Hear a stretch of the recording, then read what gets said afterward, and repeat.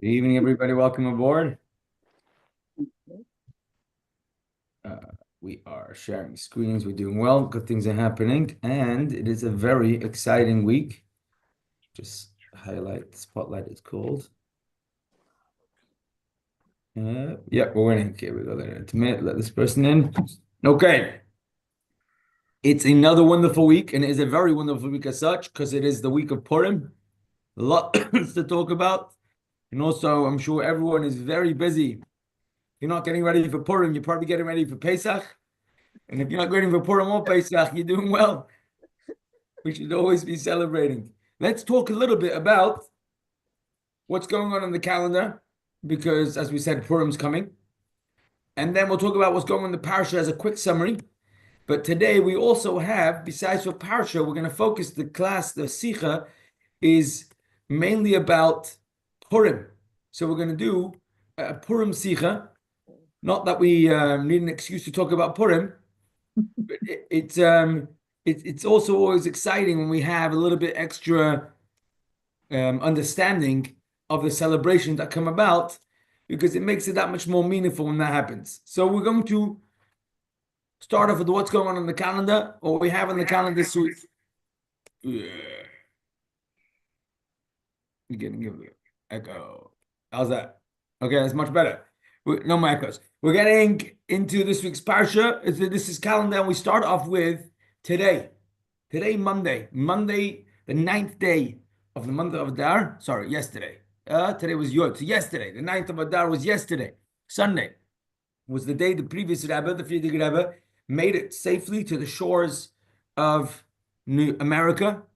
And he miraculously made it across a very dangerous journey. First of all, getting out of where he was then in Poland, but also crossing all of Germany under the noses of the accursed Nazis, Yimach Shemam, who were hunting down Rabbanim left, right, and center in an effort to try and take out the leadership of the Yiddish people.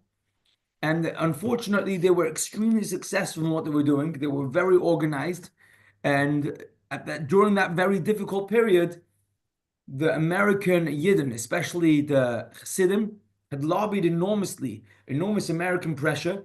And at the time, America was still somewhat of had a working relationship with Germany.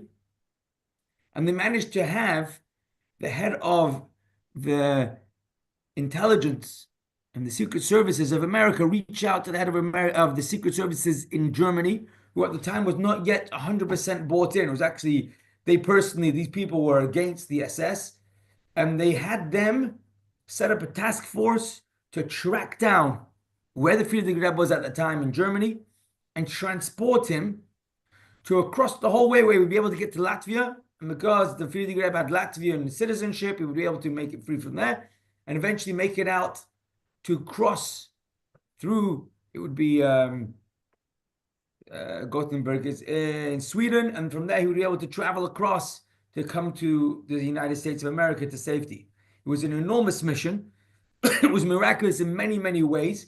We had the German intelligence outsmarting the SS and masquerading as if they are taking the Rebbe for interrogation and transporting him thereby through all the checkpoints and everything.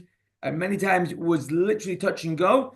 And Baruch Hashem, he made it across, and from there he made it over to the boat, and eventually he made it over safely across the Atlantic Ocean with the U-boats, threats, and everything else. And eventually they docked on the 8th of Adar at American Shore, Pier 97 in Manhattan.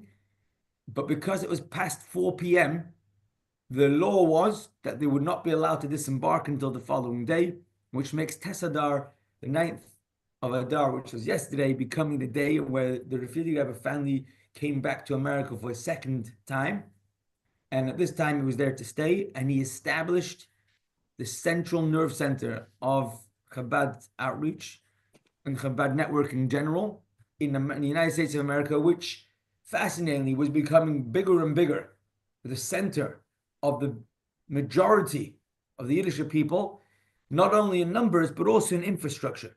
Until this day, one can argue that the American infrastructure for the Yiddish people is so essential, it's on par, if not more, with the infrastructure of all the places around the world, even of Eretz Yisrael. But the Frierdiker Rebbe found it necessary to make an announcement on the very first day of his arrival in the United States of America. And the Tesadar, the Rebbe Frierdiker famously said that although the shore, the waters around Ellis Island and the Statue of Liberty were unfortunately filled with many a persons throwing their talis and the tefillin and Jewish artifacts overboard, with the idea America is Andish, that what happened in the old country, what happened in the Haim, doesn't come over to the United States of America, and here it's all different. And even things like Shmira Shabbos became a tremendous challenge. Of course, it was a big challenge to be able to survive financially. It was a big challenge to be able to find your own feet. But for many immigrants, the underlying current was that even though in the Haim, back at home, it was one way, America is different. And the Frierdiker Rebbe, to counter that, on his very first day arriving in America, made the announcement loud and clear: America is nicht anders. America is no different. And it was a big statement to make. I mean, it's easy for us to repeat it. It's easy to hear the words that America is no different than the Haim. But back then, it was a big deal to say that. It wasn't obvious. It certainly wasn't taken for granted. And for most people who tried to live up to that, paid a difficult price. There weren't always miracles hanging off the trees, because otherwise it'd become easy. But those were the early days. And the Rebbe would often talk about starting a new era when Hasidic strongholds and central places became, if you put Eretz Yisrael at the top of the globe, you turn your globe where Israel's at the top. So America is on the bottom half of your globe. Chatzi Kador Hatachton, the lower half of the ball. The lower half of the globe is where America was. And metaphorically, or an idea, America was considered far away from Matan Torah, far away from where the Beis Hamikdash had been placed. It was the second half of the world. And then the world prepares for the coming of Mashiach, and it's our job to find ways to make our mundane life saturated and filled with a Mashiach-dige spirit. This was an enormous step, not just for Yidden, for all of humanity, and certainly not just for then, for now certainly as well. And this is what we live with on Tes Adar, to remind ourselves that although we walk out of our house and we all of a sudden see things that look so different than the shir, we walk out of our door and the world isn't talking the language we talk when we're in shul. People don't think that way. People certainly don't behave that way. The competition, the measure for what's considered success is a little offset. But we remind ourselves, America is nicht anders. What we learn here and what we discuss is designed to work in the big wide world. And this is what the bridge the Frierdiker Rebbe tried to establish in Tes Adar. So it's a big moment. But it also ties in very much to what this week is. And this week, as we gather momentum, we're building up. We have on Wednesday night, Thursday, Tainus Esther. It's a big discussion how come Tainus Esther ended up on that day. But the short of it is that on Tainus Esther, we fast to commemorate Esther's fasting. And although Esther didn't fast on that day would have been the day where the people of Shushan and the entire nation across where Ahasuerus lived, almost a year later, after Esther's fast, went to war of self-defense with the backing of the then superpower of the Ahasuerus's backing. But it was a war that they fought to stay alive. Who were they fighting?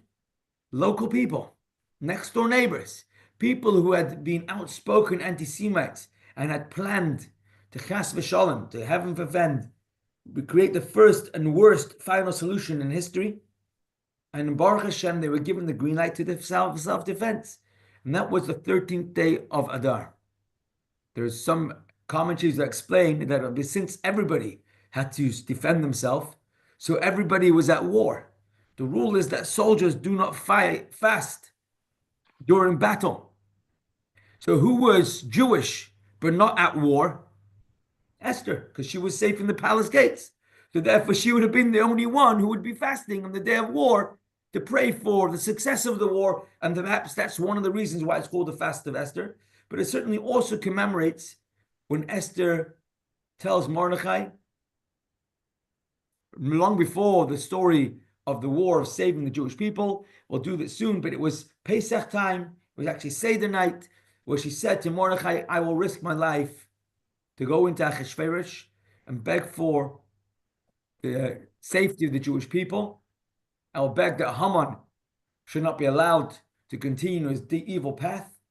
But I ask you only that whilst I will fast for 3 days in preparation, you do the same with all the Jewish people, let them also fast.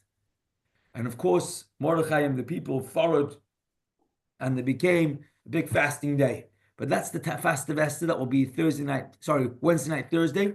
The fast only begins early Thursday morning, and it ends with the beginning of Purim on Thursday evening, when Purim starts. During that day, on the Thursday day, there's a strong custom. Obviously, we hear the laying of the Torah for those who go to shul, and for those who can fast and able to fast should fast.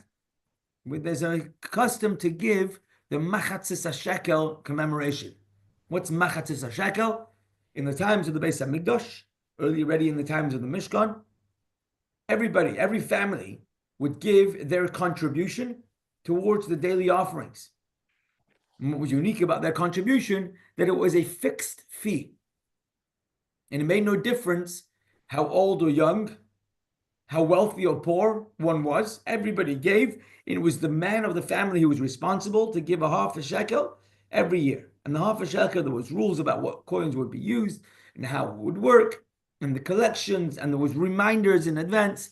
The beginning of the half a shekel collection started Rosh Chodesh Adar, and that's how we read Parshah Shekalim.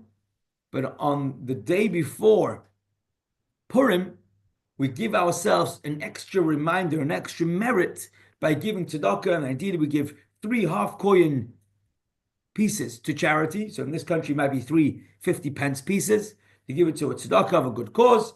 And that's one of the big minhagim that take place on the fast of Esther.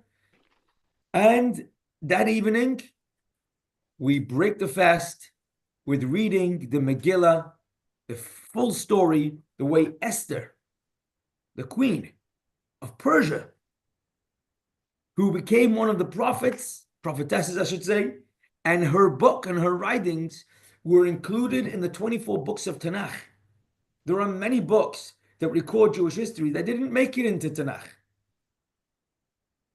The Maccabees or other important writings never made it into the 24 books, and Esther's did. And part of what we read in Esther's recording is that whilst it was recorded in part of Tanakh, it was also included in Persian history. The whole story of what happened with the Yiddish people and how they were saved at the last moment. But it's certainly one of the 24 holy books. And until this day, it's a book that is, you have to say the brachas of learning Torah before one reads this story. Before one reads the story out of the Megillah, it's considered a real Torah study, and therefore one would have to make a bracha before we learn that Torah. And this is the story that we read from beginning to end. Every single word is important, and every single word must be heard. And of course, the minhag is that we make a lot of noise to boo out Haman, certainly when he has a title that describes the idea, the concept of people. Unfortunately, sometimes mistakenly lend importance to evil doers. And Haman with a title, we must remind ourselves, even if people say, well, the so-and-so is at least very smart, or so-and-so is at least very powerful, so-and-so is nasty. So-and-so must be booed out is something that we do actively and people get involved. It's probably one of the customs that we remember a lot. After hearing the Megillah being read on that night, there's a halacha that tells us we should go home and have a festive meal because it's already the beginning of Purim. Now, often people go home and they're tired from a long day of fasting, or maybe they have some mishloach manas to pack, or whatever else it is. But it's in the halacha, I want you to have somewhat of a festive meal, have a good supper.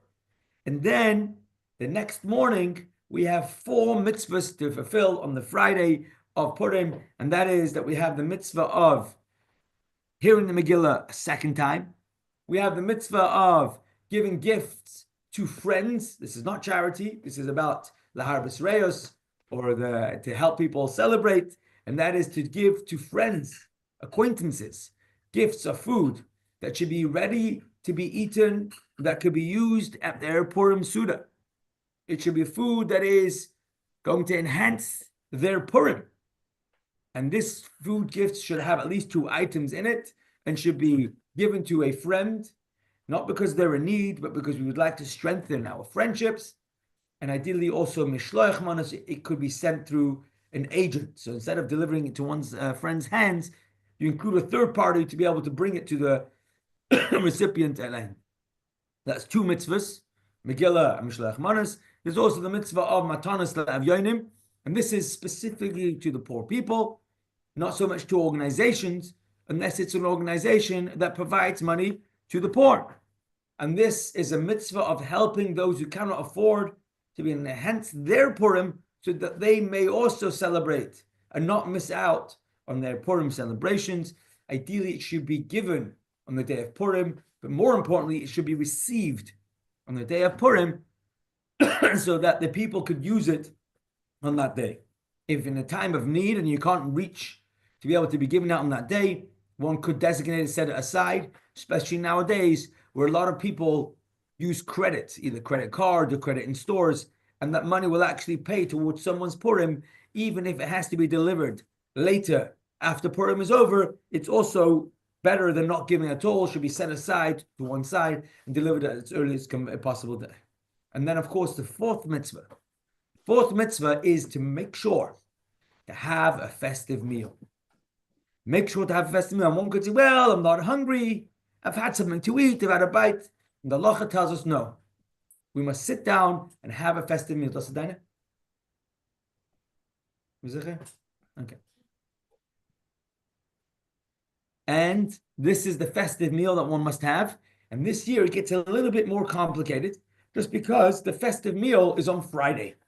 What's the problem with a festive meal on Friday? It's not a problem, but there are halachic qualifications. Ideally, one should not sit down to have a full meal before having the Shabbos meal. Imagine if my mother-in-law invited me for Shabbos dinner.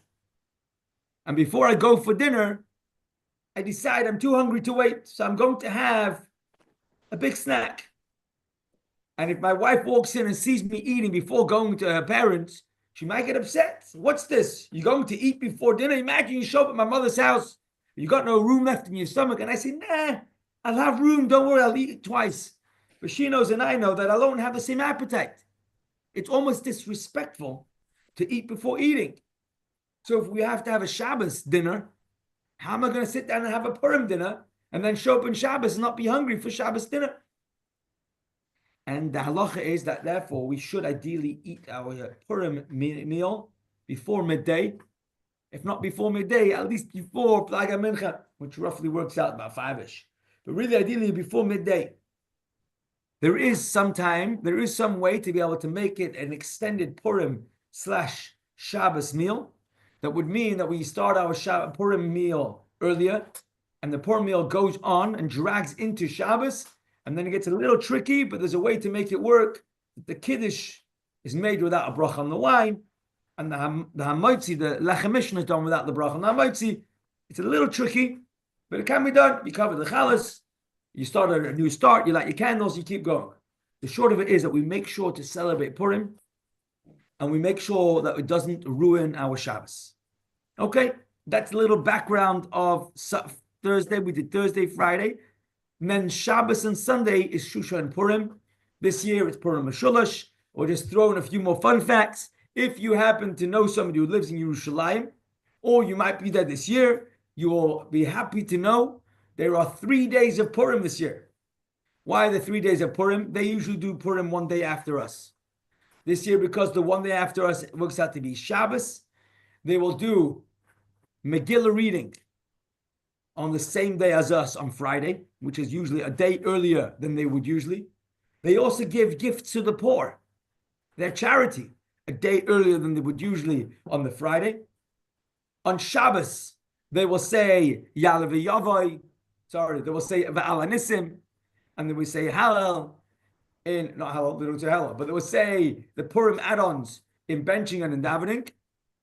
And then on Sunday, which is a day late for them, they will fill in the Mishloach Manas and their Mishta, their gifts of food, and their party. All in all, they spend 3 days celebrating Purim.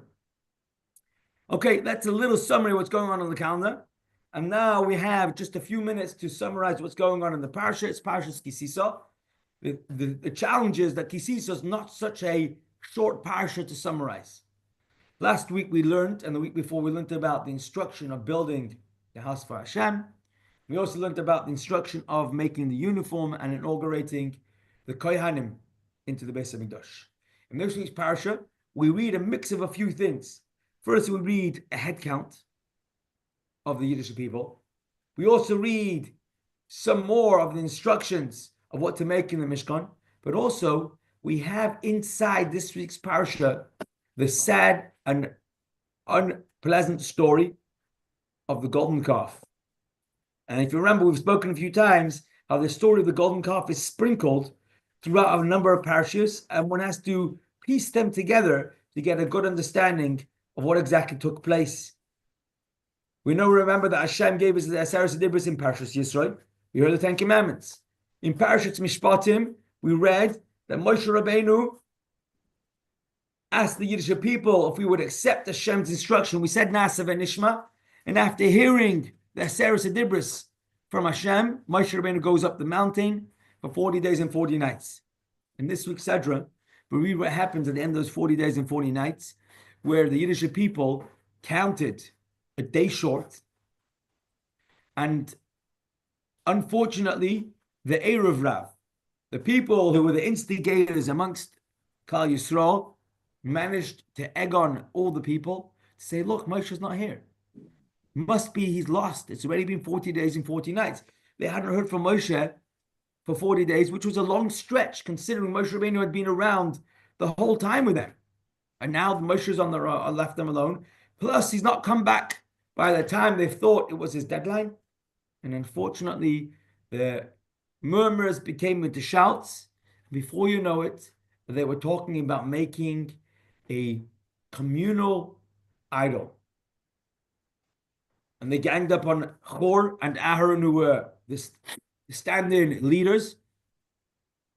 And unfortunately, during that difference of opinion, where Hor spoke very strongly against their very evil plan of making an idol and turning away from Hashem, became so violent, Hor was killed during this time by fellow Jewish people in an effort for them to try and force their idea of making an idol.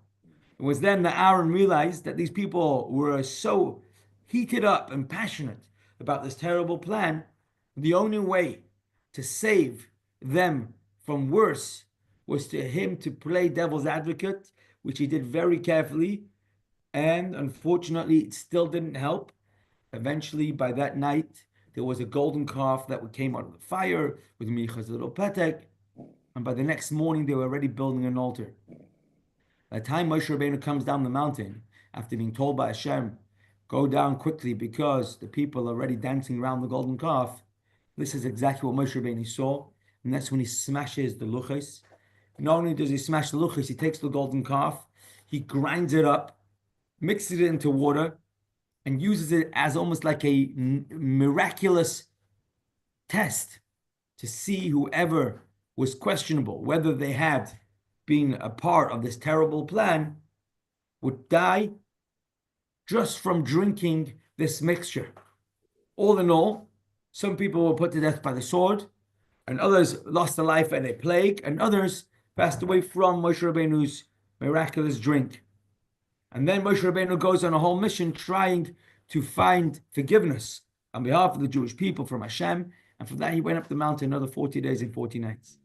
Comes down the mountain after 40 days and 40 nights again to let us know that Hashem has forgiven us. One of the other things that happened in this week's Parsha is also the kiyor, which is the wash basin, which the Kohanim would have to use as they went into the Beis Hamikdash. And all in all, Parshas Kisisa is a very long Rishon and Sheni.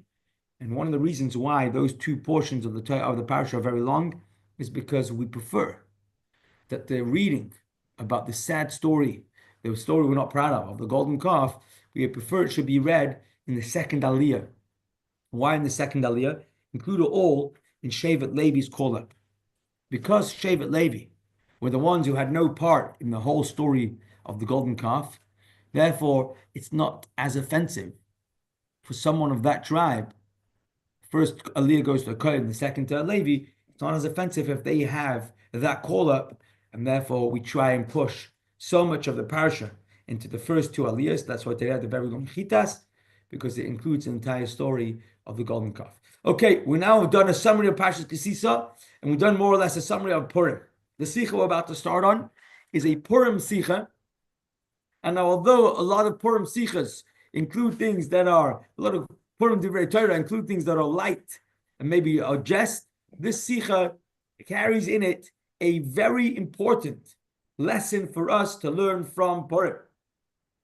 The title here is My Religion, My Choice. Balancing autonomy and faith in a world of endless choices. Of course, we can make a lot of jokes about what it means to choose. We're going to do one joke. Let's not do jokes. Let's do jokes at a different time. But there's one story. No, let's not do jokes. We'll do the Sicha. The Sicha talks about the freedom to make a choice that Hashem gave us. And at the same time, there are so many rules and regulations in Yiddishkeit. Part of being a Yid and buying into Yiddishkeit means, in a big way, that we give up on all our choices. And therefore, the question becomes, must we sacrifice our individuality to become compatible with our faith? And if the answer is yes, we ask ourselves, what does it mean we have free choice? If the answer is no, then our question is, well, where do we find our individuality if we all have to toe the line and follow like sheep? And therefore, this is a question which isn't so, it's actually an open-ended question. It's not just a yes or no. Whatever we answer needs explaining how it can work. So I'm leaving the question on the screen. Please unmute if you have any thoughts or answers on what you're asking here. Must we sacrifice our individuality to become compatible with our faith? Good evening. Yes. Rivka Smith. I don't think we have to. I think each of us brings our own strengths to the table. Each of us does, and we're allowed to have, as long as they're compatible with Torah, we're allowed to have our own hobbies and our own interests and do our own things. And I think it's very important that we're all individuals and that we all contribute to society. Thank you. That's great. Anyone else agree, disagree, want to add to that? Please. Well, some people might think that they're sacrificing things, right? But what they don't realize is that they're gifts. So, to be able to forgive people, to be able just doing things in the right way. You can still be yourself within reason, but that's the same in the secular society. You can either go on the wrong path or the right path, but it's to realize that what Hashem is asking of us is not a punishment. It's providing us with gifts to ease our path through the world. Okay. So we're creating a brighter understanding of what it means to toe the line. Thank you. I appreciate that. Anyone else want to chime in on this one? Mrs. Abrams? No, I'm quiet. I'm gonna be quiet and listen. At least you can say that out loud. We love to hear it. Come on, some thoughts. Must we sacrifice our individuality to become compatible with our faith? No, you don't have to sacrifice your individuality. You are being an individual by being faithful. It's Okay. the same thing. Well, it's okay. It could be the same thing. Well, it doesn't have to be, but you are as an individual what you are.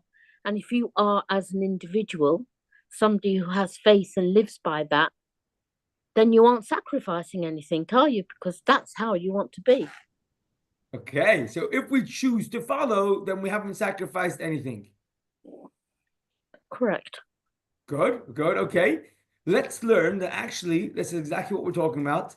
We are talking about the ability to be our individual, like everyone here has said. I just want to add in something that maybe I played as if it was the same. It's important to clarify, maybe not for us, but a lot of time people don't necessarily realize the difference between saying we have freedom to choose versus all our choices are okay. The fact that Hashem gave us the ability to choose doesn't mean that if we made a bad choice, it's not bad. Unfortunately, I've heard to have this conversation many a time, maybe more with teenagers, I would say. Yeah. But it was like, why are you telling me what to do? We've got free choice. Doesn't free choice mean I can choose whatever I want? Let me choose.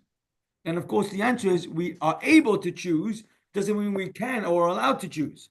We should choose and we are expected to choose the right thing every time. Okay, but does that mean we're thereby sacrificing our own creativity, our own individuality? And of course, everyone here who's spoken up has said no, and we're going to try and figure out how that works in Torah. And although the points made here were very good, we're going to learn in the Sikha another edge, which is basically going to tell us that there are two steps. The first step is to be compatible with our faith. And then level 2 is to then express our individuality within that. And it should be in that order. I think this is pretty much what everyone's saying, but this is how the Sikha explains it. There's level 1 and level 2.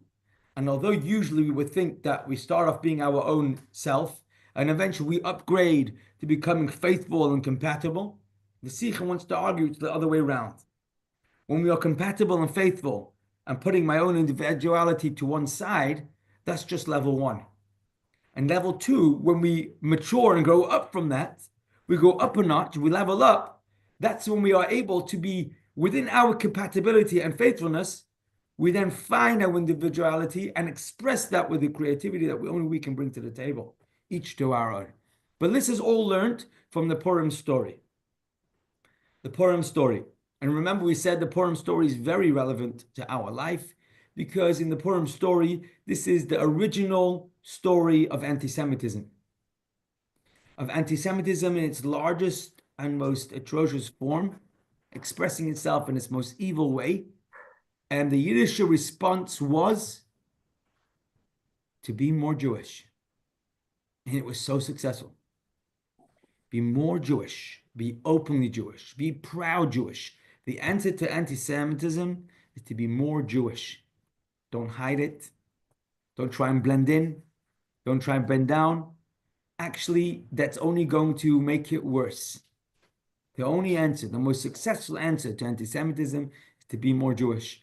I don't know if I should say this, but someone just sent me a little clip recently of where there was one of our cousins, our Muslim cousins, was explaining that one of the biggest setbacks that Israel has is that we are trying to make as if we have a right to the land of Eretz Yisrael because of some sort of UN agreement or because of we are the more powerful or we were there earlier. And he was saying it, and until you don't start talking about we have prophets that everybody, all the religions believe in, and we have a promise from Hashem that we are Bnei Avraham, Yitzchak, Yaakov.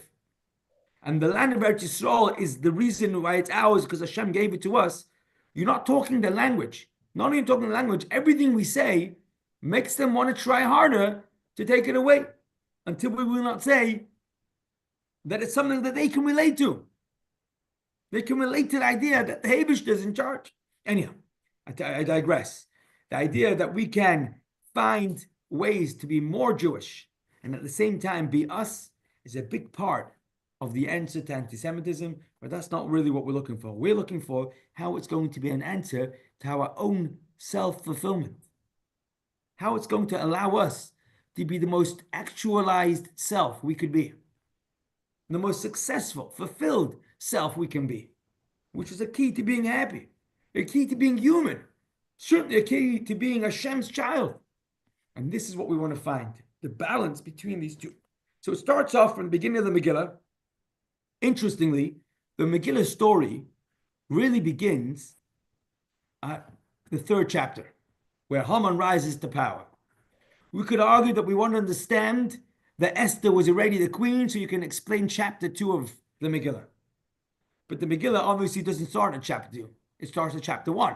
And chapter 1 of the Megillah describes the craziness of Ahasuerus's party life. He made a party for half a year, for 6 months straight. You got to imagine what's going on. For half a year, there's a party. But there was 2 parties actually. So let's see it inside. And it came to pass in the days of Ahasuerus, this was Ahasuerus who reigned from India to Ethiopia for over 7 and 20 and 100 provinces. Then in those days, when King Ahasuerus had established himself upon his imperial throne in Shushan, the capital, it was a big deal that Ahasuerus became the king. He wasn't from royal blood. In the 3rd year of his reign, he made a feast for all his ministers and servants, the forces of Persia, Media, the nobles and the provincial ministers before him. Anyone who had a big name or a big title came to this party.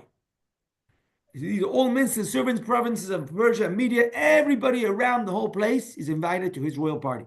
When he displayed the wealth of his glorious kingdom, the honor of his splendid majesty, many days, 180 days.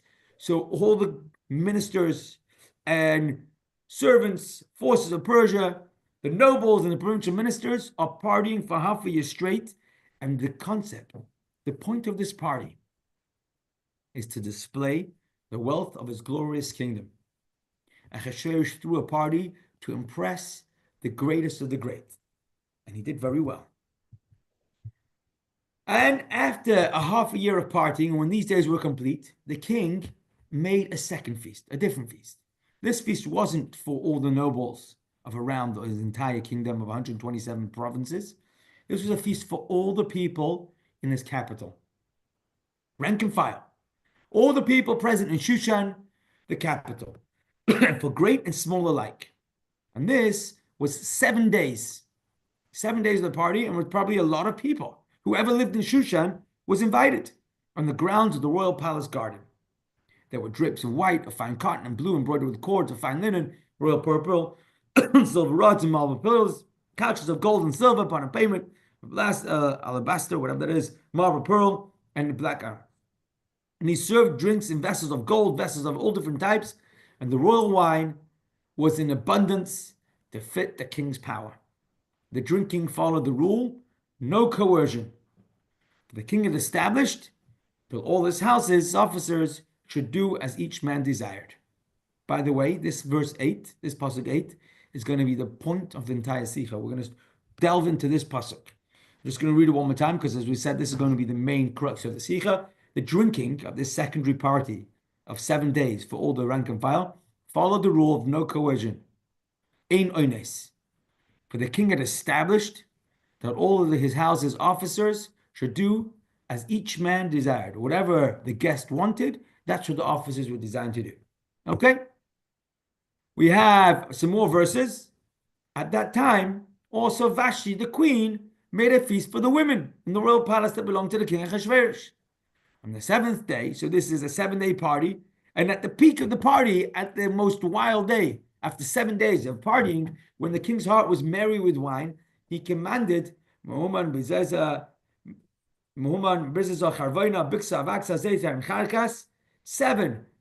of the king's servants who served King Ahasuerus to bring Vashti the queen before the king with the royal crown to show the people and the officers her beauty. She was beautiful. But Queen Vashti refused to come at the king's command, conveyed by these officers. The king was very angry, and his wrath burnt in him. The king said to the wise men who knew the times, for so was the king's way to consult those who knew law and judgment. So in his drunken stupor, he turns to his wise men who know all the different rules. And those close to him were Karshna, Shesad, Masa, Sashish, Maris, Barsam, and Mamuchan, the 7 princes of Persia, Media, who saw the king's face and set the first in the kingdom. And the king turns to them.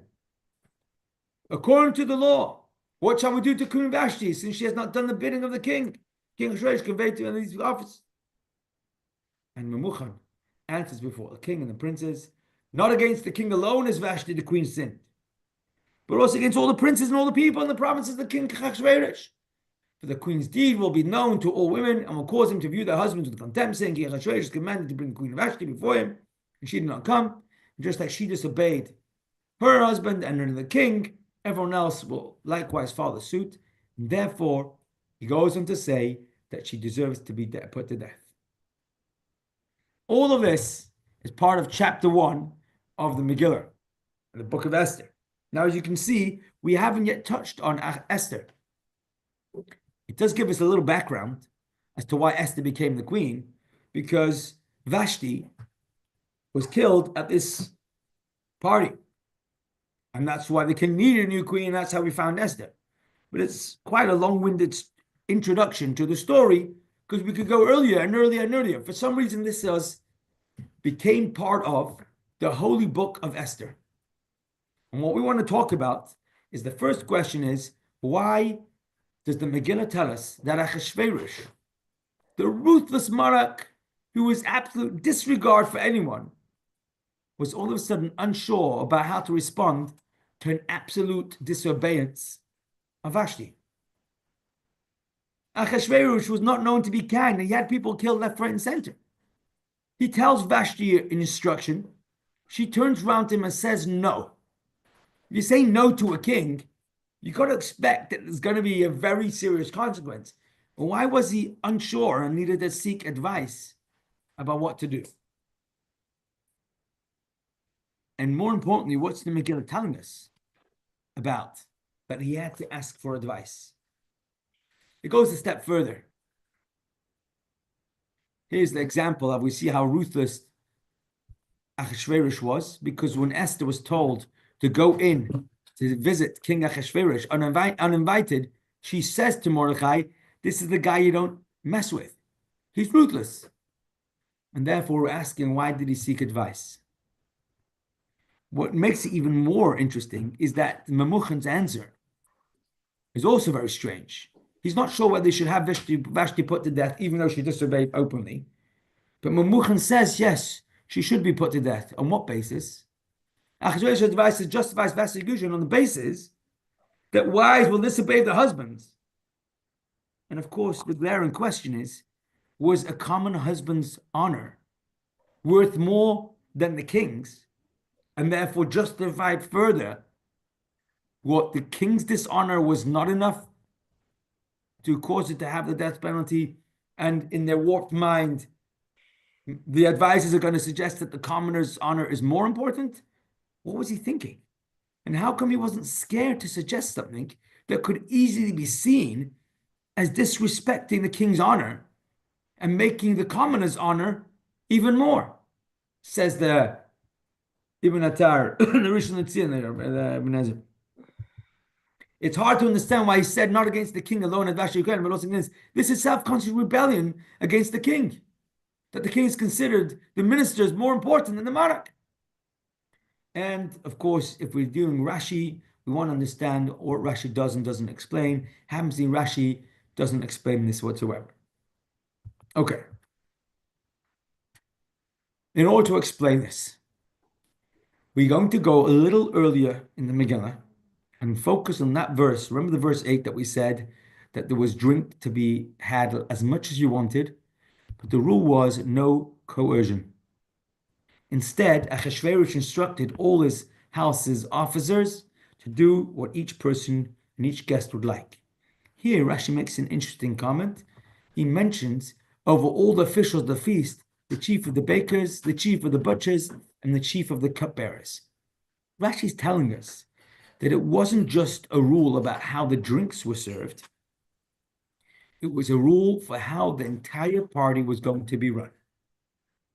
This 7-day party was very different than the previous party mentioned earlier.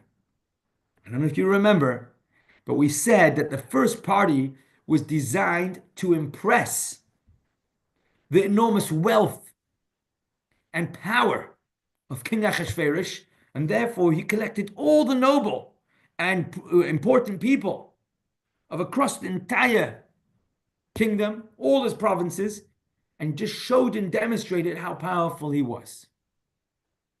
This party, the second party, the party at which Vashti gets killed, the party at which our story really starts to begin, is a story not about impressing people, but it's a story about where each person will have whatever they wanted in drink, in baked goods, and in meat from the butchers. Whatever you wanted on your plate, that's how you got served. If it was like the king, if it was different than the king. If you wanted kosher, it came kosher. If you wanted to have a mishkababel, you got whatever you wanted. Challah, kugel, whatever you like. Kishka and the rest. The entire party was impressive in the sense that it was made to suit whatever you like. In order to explain how this works, the Rashi has about this idea of no coercion on the drinks, a very interesting observation. In those days, it was a big deal. Imagine there are social norms in parties today. Just to give one silly example. Nowadays, if I show up at a party, it's expected that if I burp, I do it quietly and excuse myself if I did. It's just not socially acceptable to make such noises openly at a party. It's just a social norm. Maybe in different countries it's different. But in Western society, it's considered impolite to do certain things at a party. Okay. In the Persian times, it was very expected that if your host served you a glass of wine, you would have to drink the entire cup. Also, if the host wanted to show off and come across as powerful, they wouldn't give you a small glass of wine because that would look cheap. They would give you a large glass of wine, and larger still. And it wouldn't just be plain wine, it'd be very strong wine and spiced wine and whatever it was. And it would get very difficult to drink such large cups. But you dare not leave over that cup. Because if one did, that would be as offensive as could be. Now imagine you came to a party where the king is looking to impress. You'd be very weary because you'd be served lots of large glasses of wine, which would be very difficult to drink. And if one didn't drink it, would be considered disrespectful to the honor of the king. Says Rashi, this is what it means, that the drinks at this party was served zero coercion. The drink, following the rule, some feasts force guests to drink from a large vessel, and some are only able to drink it with difficulty. But here, there was no coercion. By the way, this obviously meant that a regular party, there was a lots of backhanders going on to pay off the butlers and the servers so that they shouldn't give them such a difficult time. And of course, they weren't so impressed or excited about this inability to make their tips for giving smaller cups. But that was the rule of the party. Now, says the Sikha, we understand. We understand that at this party, there wasn't anything to do with coercion. There was nothing to compel anybody to do what they didn't want. In other words, Achashverosh's single rule of the party was that there are no rules. You do as you wish. Free for all. Everybody do what they're comfortable doing. Fascinatingly, that became his own challenge. Because now that Vashti says, I don't want to come, and disobeys the king's instruction, now Achashverosh is in a quandary. Has she disrespected the king by saying what she wants to do and doesn't want to do and saying no? Or is she just playing by the rules of the party? I don't want to come. If it's just because regularly you don't say no to what the king wants, this party was designed to be the exact opposite of that. Says King Achashverosh, what do I do now? Has she disrespected me, my honor, by saying no? Or do I have to respect the rules that I set up for the party and say she has to listen? And that's why her no didn't become an outright treason. And he had to seek advice. And his advisors gave him an additional reasoning beyond the scope of the party of why her no wasn't just no for right now. Her no was a no that extended beyond the party. And therefore, she is considered to have acted in treason, and that's why the Megillah tells us this. Of course, this is fascinating insight to the little details of what the Megillah is alluding to. But why does the Megillah have to tell us this? Why do we have to know how drunk and messed up Achashverosh was at his party, and how he was so drunk that he couldn't figure out that he needs his queen, and this queen is a human being, and that he had to make up all sorts. Why do we have to know that? Why is the Megillah telling us this part of the story? And of course, the answer is going to be based on a medrash, if you can get it. Here we go. Here's the question. Why does the Megillah tell us all of this? What is the deeper meaning? And the answer of this is going to be that in the Megillah, the word for King Achashverosh has two types of references. Sometimes it says, HaMelech Achashverosh, King Achashverosh. Sometimes it doesn't say the King Achashverosh. It just says the king. And fascinatingly, when it says just the king, the Medrash tells us, Chazal tell us, I want to say goodbye. This is the Ramah telling us that every word in the Megillah says that can be learned, and there's a hidden meaning. Whenever it says HaMelech, the king, there's a hidden meaning as well. There's a secondary layer. Although the story runs that the king said, or the king said, whenever it just says HaMelech, there's also a lesson to be learned of how Hashem tells us that sort of line in different context and different understanding in a deeper layer, and that's why it doesn't use the word Achashverosh, to imply that it's not just the king in the story, but it also alludes to the king of all kings, King Hashem. Let's see that how it says so in the Medrash of Esther Rabbah. Yudanar Levi said in the name of Rabbi Yochanan, every time the Megillah says the king Achashverosh, it refers to King Achashverosh. But every time it simply says the king, it can be read as referring to Hashem or Achashverosh. And in the Zohar, it says even more, in every instance of just the king, it refers to the Holy One, blessed be He. On a deeper understanding of that same text, it's talking about what Hashem says to us. So now, let's revisit our story about when the king says, doesn't say King Achashverosh, the king says that drink at this party has no coercion. It fits each and every one of us. Fascinating.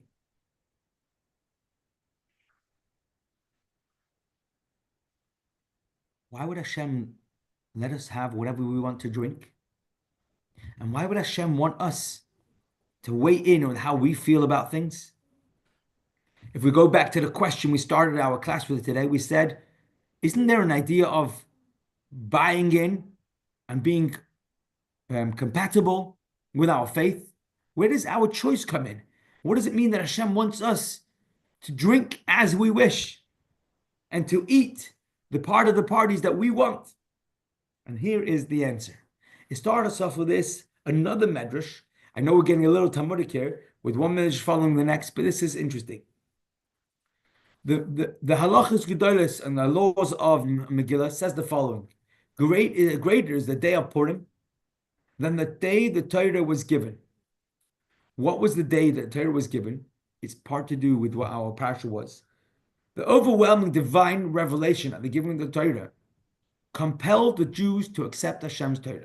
Imagine there's a young girl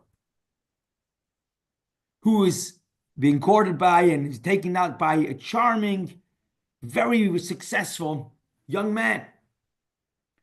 And he is so caring and engaging and looking after her, and she's spellbound by his presence and his charisma and his charm, and she cannot help but be wowed by this individual. And she's so wowed by him, it's not even a question whether they're going to continue with their strongest relationship. Multiply that many times over.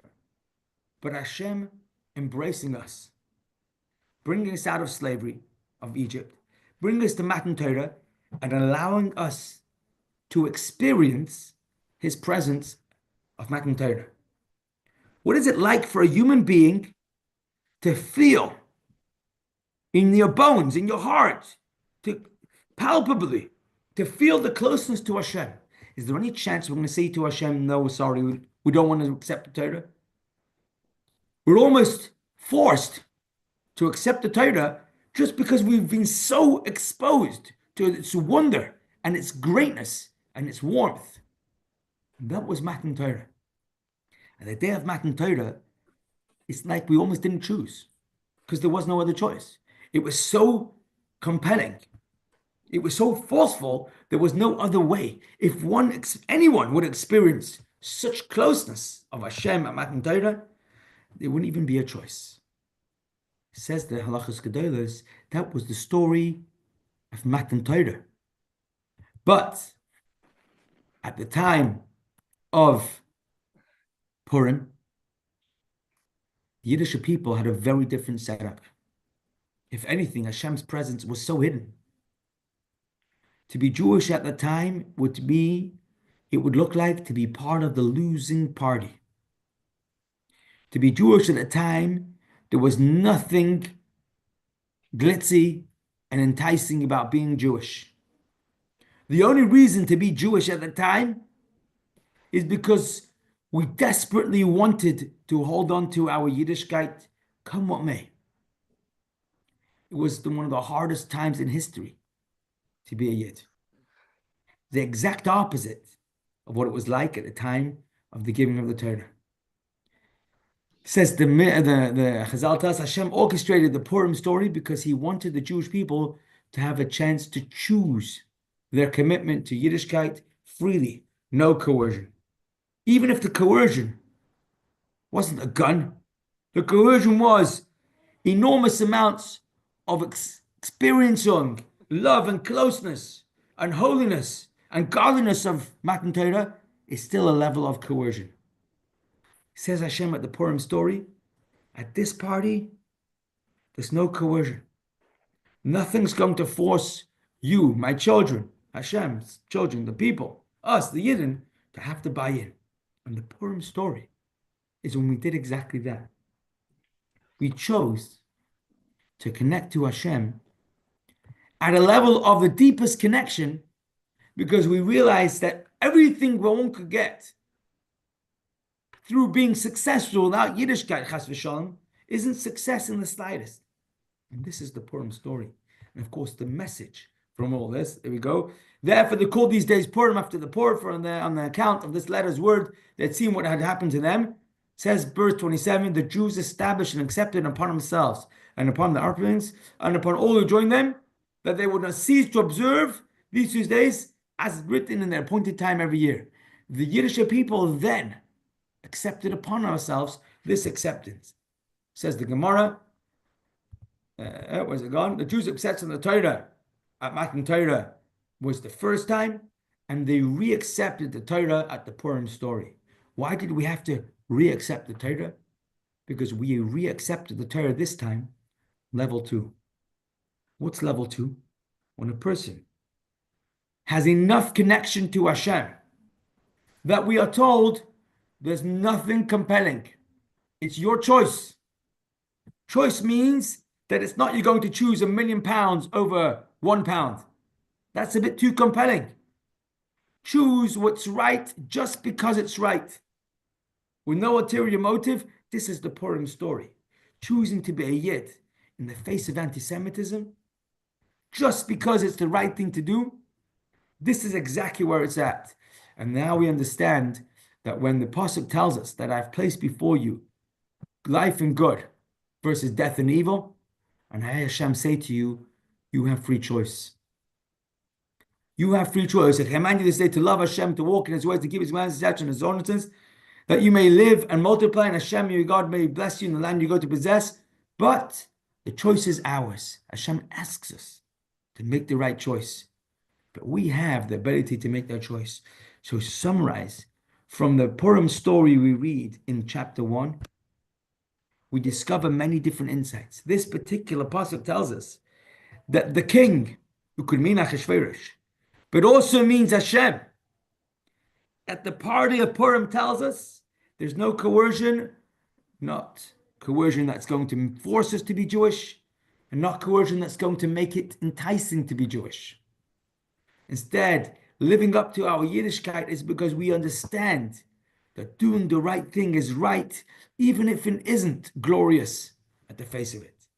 And by making that choice, that's how we bring Hashem's closeness to us, even at the deepest and darkest times in our history. Maybe we should bench us that when it comes to this Purim, we should see our own individuality, our own choices being expressed at the same way, just in a greater level than everything we do on level 1 for commitment and compatibility to our faith. And in that order, first we throw ourselves into it, and from there we upgrade to be able to find how our creativity and our personalizing and our individuality finds its best expression when we can do that which we really want to choose, the right thing every time. Afreichem Purim to everybody. It should be Zman Geula, and it should be happy, joyous, and full of simcha, the way only a Yid can celebrate. Yesher Koyach. Thank you so Thank much. you. Thank you. Brilliant. And good Thank you. night. See you Wednesday.